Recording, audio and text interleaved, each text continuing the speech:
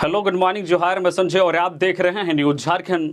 समय हो चला है झारखंड की खबरों को जानने का, तो चलिए जानते हैं आज की झारखंड की 25 मुख्य बड़ी खबरों को।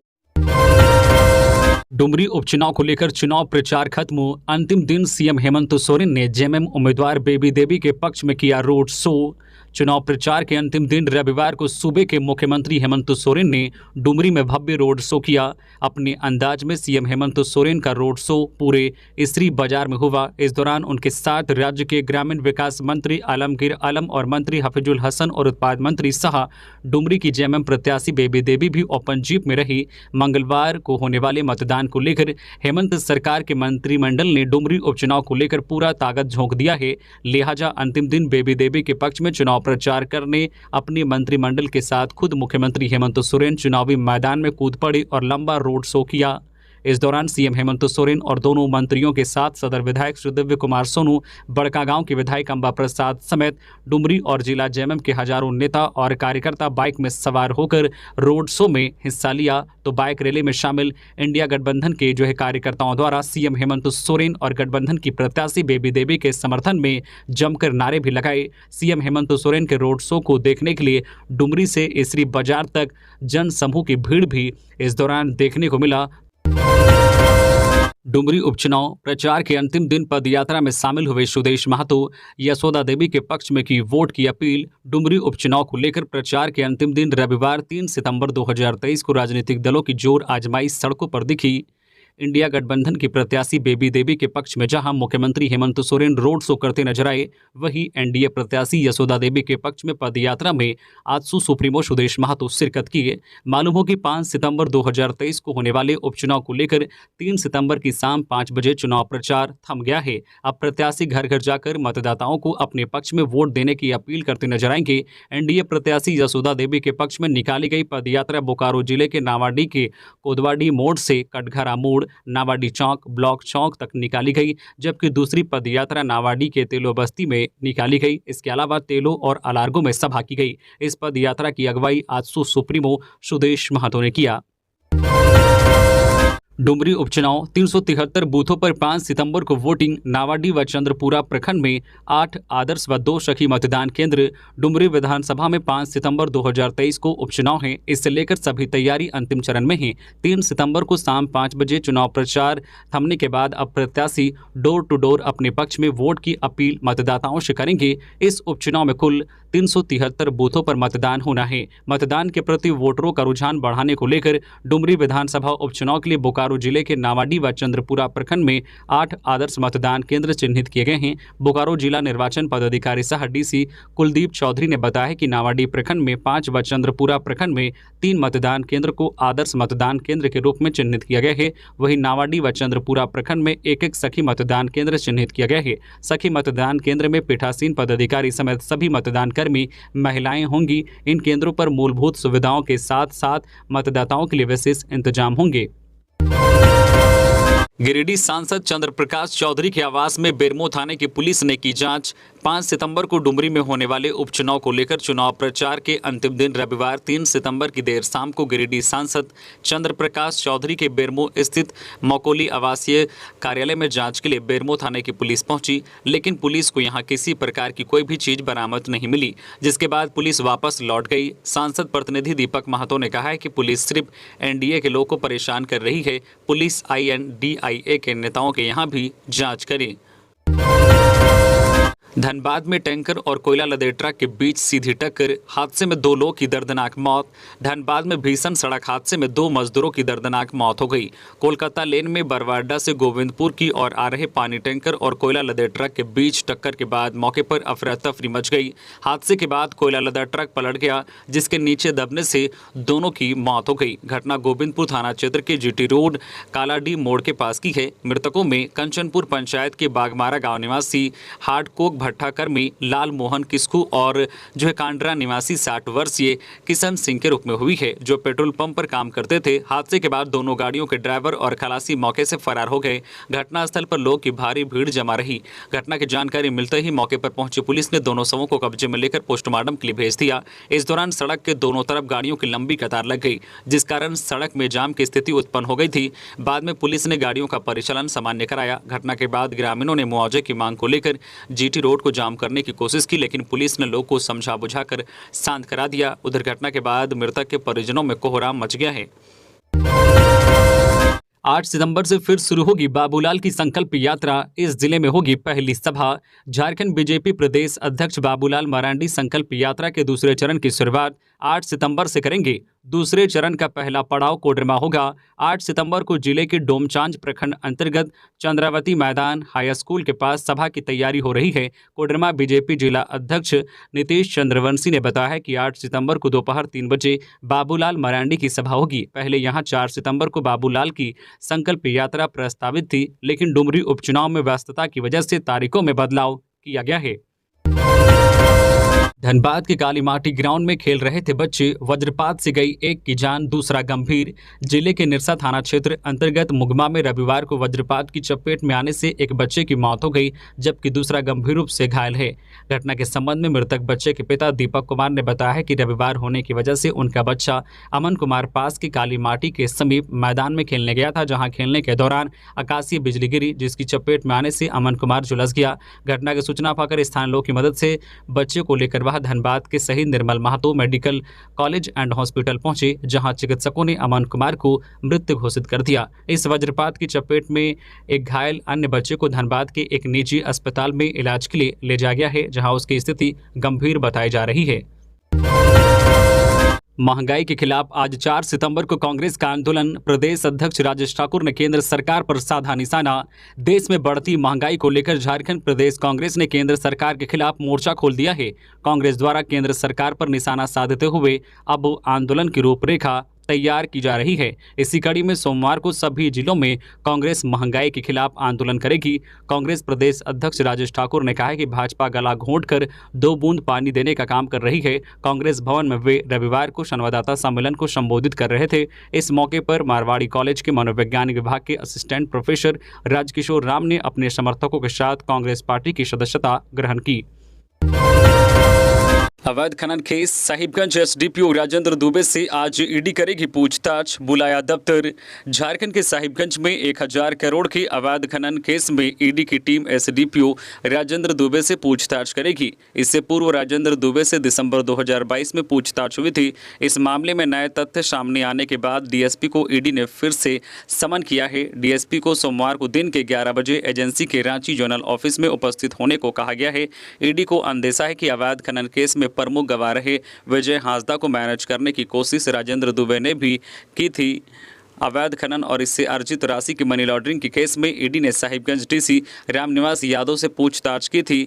तब रामनिवास यादव ने बताया था कि अवैध खनन रोकने के लिए उन्होंने पुलिस को कई बार पत्र लिखा था, साथ ही कार्रवाई के लिए आदेश भी दिए थे। इस दौरान पुलिस की भूमिका सवालों के घेरे में आ गई थी।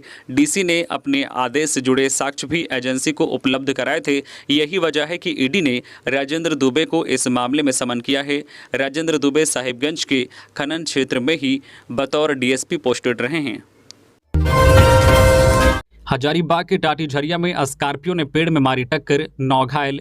हजारीबाग बिशुनगढ़ NH 512 टाटीझरिया थाना क्षेत्र के 17 माइल चौक के समीप एक अनियंत्रित तेज रफ्तार स्कॉर्पियो गाड़ी ने सड़क किनारे पेड़ में जोरदार टक्कर मार दी, जिससे वाहन में सवार 9 लोग गंभीर रूप से घायल हो गए।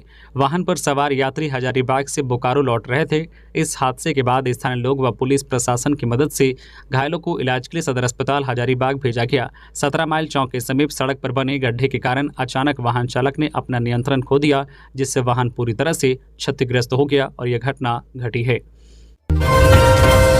भाजपा प्रदेश अध्यक्ष का हेमंत सरकार पर आरोप। जेएमएम के लोगों ने भाजपा कार्यकर्ताओं का किया अपहरण, प्रशासन को टूल्स की तरह कर रहे हैं इस्तेमाल। भाजपा के प्रदेश अध्यक्ष बाबूलाल मरांडी ने प्रशासन को हेमंत सोरेन की सरकार का एजेंडा बताया। उन्होंने कहा है कि सरकार उन्हें टूल्स की तरह इस्तेमाल कर रही है। उन्होंने हेमंत सोरेन सरकार पर आरोप लगाते हुए कहा है कि वर्तमान सरकार झारखंड को बंगाल बनाना चाहती है। वे रविवार को प्रदेश कार्यालय में पत्रकारों से बातचीत कर रहे थे। उन्होंने झामुमो पर बड़ा आरोप लगाते हुए कहा कि एनडीए प्रत्याशी की बढ़ती लोकप्रियता से झामुमो में बौखलाहट है। इसी बौखलाहट में झामुमो के कार्यकर्ता भोला सिंह और तापेश्वर सिंह ने जरीडी में भाजपा कार्यकर्ता और पूर्व मुखिया मथुरा सोरेन और जयप्रकाश मंडल का अपहरण कर लिया है। उन्होंने कहा है कि इस संबंध में राज्य के पुलिस महानिदेशक से बात की है, कार्यकर्ताओं की रिहाई की मांग की है। बाबूलाल मरांडी ने बातचीत के क्रम में कहा है कि प्रशासन का सरकार किस तरह से इस्तेमाल कर रही है, इसका एक और उदाहरण नावाडीह में देखने को मिला। उन्होंने बताया कि बीती रात नावाडीह में भाजपा कार्यकर्ता निर्मल महतो के निजी विद्यालय में ठहरे कार्यकर्ताओं को रात भर जांच के नाम पर बार बार छापेमारी कर परेशान किया गया। पुलिस रात भर झामुमो के गुंडे दलालों के इशारों पर नंगा नाच करती रही। उन्होंने कहा है कि गांव में महिलाओं को एनडीए के वोट करने पर राशन कार्ड रद्द कराने की धमकी दी जा रही है। डुमरी में धनतंत्र पर जनतंत्र की होगी जीत, डुमरी में हार नजर आ रही तो बाबूलाल मरांडी लगा रहे हैं अनर्गल आरोप। भाजपा के प्रदेश अध्यक्ष बाबूलाल मरांडी के सरकार पर लगाए आरोपों का जवाब देते हुए जेएमएम के केंद्रीय महासचिव और प्रवक्ता सुप्रियो भट्टाचार्य ने कहा है कि राज्य सरकार ना तो प्रशासन का टूल्स की तरह इस्तेमाल कर रही है और न ही किसी तरह का दबाव बना रही है। उन्होंने कहा है कि डुमरी में हमारी जीत हो रही है, बहुमत से हम वापस आ रहे हैं। डुमरी में भाजपा को हार नजर आ रही है, इसलिए बाबूलाल मरांडी अनर्गल आरोप लगा रहे हैं। पलामू में 2 माओवादी गिरफ्तार, लेबी के 5 लाख रुपए के साथ गिरफ्तार। लैंड माइंस लगाने और गाड़ी जलाने में था शामिल। पलामू पुलिस ने लेबी वसूलकर जोनल कमांडर नितेश यादव तक 5 लाख रुपए पहुंचाने जा रहे 2 माओवादियों को गिरफ्तार किया है। इनके पास से लेबी के 5 लाख रुपए पुलिस ने बरामद किए हैं। छतरपुर पुलिस ने गुप्त सूचना के आधार पर नक्सलियों के विरुद्ध छापेमारी अभियान चलाया। इस दौरान कोठा गांव के महुदंड मोड़ के पास संदेह के आधार पर एक मोटरसाइकिल को रोका। इस पर सवार राजकेश्वर यादव उर्फ विनोद यादव और हरिहर यादव की तलाशी ली गई। इस क्रम में माओवादियों द्वारा लेबी का उगाही किया हुआ 5 लाख रुपए और नक्सली पर्चा बरामद हुआ। बंगाल में आधे दाम में मिलता है नकली नोट, पलामू में नकली नोट का हो रहा अंतर्राज्यीय कारोबार। 500 के 58 जाली नोट के साथ 4 गिरफ्तार। पलामू पुलिस ने शहर थाना क्षेत्र से नकली नोट बरामद किया है। 500 रुपए के नकली नोट बरामदगी के मामले में 4 अपराधियों की गिरफ्तारी हुई है, जिसमें मोहम्मदगंज के रहने वाले विमलेश कुमार 38 वर्षीय, संदीप कुमार पासवान 38 वर्षीय, शहर के कांदू मोहल्ला निवासी राजू रंजन उर्फ मुकेश दुबे 35 वर्षीय और बिजली ऑफिस के पास का राम नरेश सिंह 55 वर्षीय शामिल हैं। शहर थाना पुलिस को जानकारी मिली थी कि नकली नोट का कारोबार करने वाले गिरोह के सदस्य शहर में जुटने वाले हैं। इस सूचना पर पुलिस टीम गठित की गई। रेलवे स्टेशन रोड में ओवरब्रिज के नीचे से 4 अपराधी नकली नोट का लेन देन करते पकड़े गए हैं। इनके पास से 29,000 रुपए नकली नोट बरामद हुआ है। 500 के 58 नोटों की जांच पुलिस ने स्टेट बैंक ऑफ इंडिया के कचहरी ब्रांच में कराई गई। सभी नोट को बैंक ने नकली बताया। गिरफ्तार अपराधियों ने पूछताछ में बताया कि पलामू में नकली नोट का कारोबार अंतर्राज्यीय स्तर पर हो रहा है, जिसके तार पश्चिम बंगाल और बिहार से जुड़े हैं। बंगाल के मालदा से नोट मंगाया जाता है, आधे दाम में वहां नकली नोट मिलता है। 50,000 रुपए में 1 लाख रुपए का मूल्य तस्कर उपलब्ध कराते हैं। रसोई गैस की कीमत घटाने पर कांग्रेस का तंज, कहा लूटना एनडीए के डीएनए में है। झारखंड प्रदेश कांग्रेस कमेटी के अध्यक्ष राजेश ठाकुर ने केंद्र सरकार द्वारा गैस सिलेंडर की कीमत घटाने को राजनीतिक स्टंट करार दिया। प्रदेश कांग्रेस अध्यक्ष ने कहा है कि साधारण व्यक्ति भी जिसने गैस सिलेंडर की कीमतों में वृद्धि पर बारीकी नजर रखी होगी, यह समझ जाएगा कि कैसे बीजेपी शासन में गैस की कीमतें बेरहमी से बढ़ाई गई। उन्होंने इसे आगामी लोकसभा चुनाव में वोट पाने के लिए किया गया पॉलिटिकल स्टंट करार दिया। राजेश ठाकुर ने दावा किया है कि 2014 के बाद से बीते 9 वर्षों में बीजेपी कार्यकाल में रसोई गैस की कीमतें दोगुनी से ज़्यादा हो गई है। कोडरमा में खेत में शौच करने गया किशोर आया करंट की चपेट में, इलाज के दौरान मौत। जिले के सतगावा थाना क्षेत्र के समलडीह पंचायत अंतर्गत नारायडी गांव में रविवार को करंट लगने से एक किशोर की मौत हो गई। मृतक के परिजनों ने बताया है कि सौरभ कुमार उम्र 15 वर्षीय पिता नवीन प्रसाद यादव अपने घर के ही बगल में खेत में शौच करने गया था। इसी दौरान खेत में लगे ट्रांसफार्मर का तार की चपेट में आ गया और गंभीर रूप से घायल हो गया। इलाज के लिए आनन फानन में परिजनों व ग्रामीणों की मदद से सामुदायिक स्वास्थ्य केंद्र ले जाया गया, जहाँ प्राथमिक उपचार के बाद बेहतर इलाज के लिए सदर अस्पताल कोडरमा रेफर कर दिया गया। इलाज के दौरान चिकित्सकों ने किशोर को मृत घोषित कर दिया। वहीं मौत की खबर सुनने के बाद परिजनों में कोहराम मच गया। परिजनों का रो रो कर बुरा हाल है। गांव में मातम छा गया है। चतरा पहुंचे पूर्व मंत्री के.एन. त्रिपाठी ने कोयला कंपनियों पर बोला हमला, कहा धूल फांकने को मजबूर स्थानीय लोग। झारखंड के पूर्व मंत्री सह कांग्रेस नेता के.एन. त्रिपाठी रविवार को एक दिवसीय दौरे पर चतरा के टंडवा पहुंचे। इस दौरान उन्होंने टाउन हॉल परिसर में आयोजित एक समारोह में हिस्सा लिया। साथ ही प्रखंड के जनप्रतिनिधियों के साथ विचार विमर्श को लेकर बैठक भी की। बैठक के दौरान पूर्व मंत्री के.एन. त्रिपाठी ने टंडवा सहित आसपास के इलाकों में गैर कानूनी तरीके से हो रहे कोयला उत्खनन पर सवाल खड़े किए। उन्होंने कहा कि गैर कानूनी तरीके से कोयला उत्खनन कर उसे आनन फानन में बेचा जा रहा है। इससे माफिया राजा बनते जा रहे हैं और यहाँ के स्थानीय रैयत और आम जनता उस कोयले के धूल को फांकने को मजबूर हैं। लोगों के रग रग में कोयले का प्रदूषण और धूल बैठता जा रहा है। इससे उनकी आयु कम होती जा रही है। के.एन. त्रिपाठी ने कहा कि टंडवा प्रखंड क्षेत्र में कार्यरत मगध, आम्रपाली और एनटीपीसी जैसी बहुराष्ट्रीय कंपनियां स्थानीय रैयतों का दोहन और उन पर अत्याचार कर रही है। युवाओं के पास रोजगार नहीं है। शिक्षित युवा रोजगार की तलाश में भटक रहे हैं। डुमरी उपचुनाव पर बोले बोकारो डीसी कुलदीप चौधरी, बूथों पर आधी आबादी व दिव्यांगों को मिलेगी विशेष सुविधाएं। कड़ी सुरक्षा में डुमरी विधानसभा उपचुनाव को लेकर बोकारो के नावाडीह एवं चंद्रपुरा प्रखंड क्षेत्र में 5 सितंबर की सुबह 7 बजे से शाम 5 बजे तक मतदाताओं द्वारा अपने मताधिकार का प्रयोग किया जाएगा। रविवार शाम 5 बजे चुनाव प्रचार का शोर थम गया। बोकारो के उपायुक्त कुलदीप चौधरी व पुलिस अधीक्षक प्रियदर्शी आलोक ने प्रेस को संबोधित करते हुए बताया कि डुमरी विधानसभा क्षेत्र में कुल मतदाताओं की संख्या 2,98,629 है। इसमें पुरुष मतदाता 1,54,452 एवं महिला मतदाता 1,44,174 है। डुमरी विधानसभा क्षेत्र जिला अंतर्गत मतदाताओं की संख्या 1,39,31 है। इसमें पुरुष मतदाता 71,612 एवं महिला मतदाता 67,419 है। सुरक्षा के पुख्ता इंतजाम के बीच वोटिंग होगी। आधी आबादी और दिव्यांगों के लिए मतदान केंद्रों पर विशेष सुविधाएं उपलब्ध कराई गई है। झारखंड में संचारी रोग का प्रकोप, डेंगू से 3, जापानीज इंसेफ्लाइटिस से 1 मौत। राज्य में मच्छरों का आतंक है। खासकर पूर्वी सिंहभूम में स्थिति भयावह होती जा रही है। स्वास्थ्य विभाग के अनुसार अब तक राज्य के 16 जिलों में जहां डेंगू का प्रसार हो चुका है, 11 जिलों में जापानीज इंसेफ्लाइटिस एवं 19 जिलों में चिकनगुनिया के मरीज मिले हैं। सबसे चिंताजनक यह है कि रांची में जहां जापानीज इंसेफ्लाइटिस के 1 मरीज की मौत हो चुकी है, वहीं जमशेदपुर में डेंगू से 3 मरीजों की मौत हो गई है। राज्य विविडी कोषांग के अनुसार जुलाई तक राज्य के 19 जिलों में चिकनगुनिया के 131 मरीज मिले हैं। वहीं 11 जिलों में जापानीज इंसेफ्लाइटिस के 26 मरीजों की पुष्टि हुई है। विभागीय आंकड़ों में 28 अगस्त तक राज्य में डेंगू के 286 मरीजों की पुष्टि हुई है। विभागीय आंकड़ों में 28 अगस्त तक पूर्वी सिंहभूम में डेंगू के मरीजों की संख्या 192 बताई गई है। वहीं शुक्रवार को मिले डेंगू के 5 नए मरीजों के साथ ही पूर्वी सिंहभूम में डेंगू मरीजों की संख्या बढ़कर 433 हो गई है। वर्तमान में 244 डेंगू मरीजों का इलाज अस्पताल में चल रहा है। इसमें 5 आईसीयू में 239 नॉर्मल वार्ड में भर्ती हैं। शुक्रवार को 51 लोगों को हॉस्पिटल से डिस्चार्ज किया गया। धनबाद रेलवे स्टेशन के फुट ओवर ब्रिज से खड़ी ट्रेन के ऊपर गिरा युवक, हालत गंभीर। धनबाद रेलवे स्टेशन के प्लेटफॉर्म संख्या 5 पर फुट ओवर ब्रिज से एक युवक के रविवार दोपहर नीचे खड़ी ट्रेन की छत पर गिर पड़ा, जिससे उसे गंभीर चोट आई है। घटना के बाद स्टेशन परिसर में अफरा तफरी मच गई। घटना के संबंध में बताया जाता है कि धनबाद रेलवे स्टेशन के फुट ओवर ब्रिज से एक युवक नीचे गिर पड़ा, जिससे वह हाईटेंशन तार से टकराते हुए रेल ट्रैक पर खड़ी एक ट्रेन की छत पर गिर पड़ा। घटना में युवक को गंभीर चोट आई है। घटना की सूचना पाकर रेल पुलिस और स्टेशन अधिकारियों की टीम मौके पर पहुंची, जहां उसे ट्रेन की छत पर से उतारा गया और इलाज के लिए रेलवे अस्पताल भेजा गया। वही युवक का नाम आकाश कुमार मोदी बताया जाता है, जो विक्षिप्त बताया जा रहा है। प्रत्यक्षदर्शियों का कहना है कि फुट ओवर ब्रिज की रेलिंग पर एक युवक कुछ अप्रत्याशित हरकत कर रहा था। इसी दौरान उसका बैलेंस बिगड़ गया और वह ब्रिज से नीचे गिर गया। बाल बच्चे हाईकोर्ट के जस्टिस एस.एन. पाठक, कार को ट्रक ने रगड़ा। झारखंड में पिछले कुछ दिनों से सड़क हादसों के मामलों में इजाफा देखने को मिल रहा है।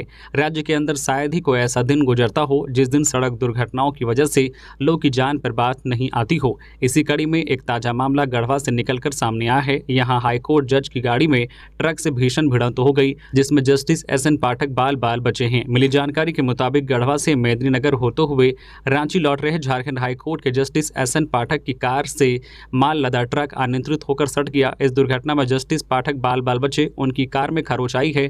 दुर्घटना नेशनल हाईवे 39 पर झारखंड राज्य ग्रामीण बैंक की सतबरवा शाखा के पास हुई है। यौन शोषण के आरोपी आईएएस अधिकारी को हाजिर नहीं होने पर खूंटी कोर्ट ने जताई नाराजगी, थाना प्रभारी से मांगा स्पष्टीकरण।